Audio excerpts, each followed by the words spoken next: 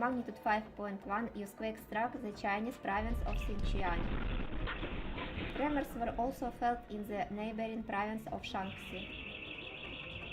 The earthquake occurred at 14:47 local time.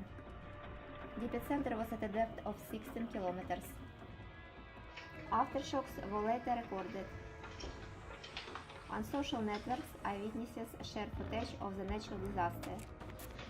Some people ran out into the street.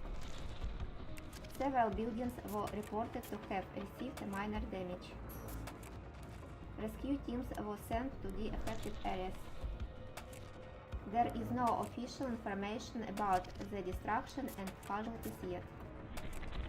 Aftershocks are likely in the coming days. Sichuan is a province in south-central China. The capital and largest city is Chengdu.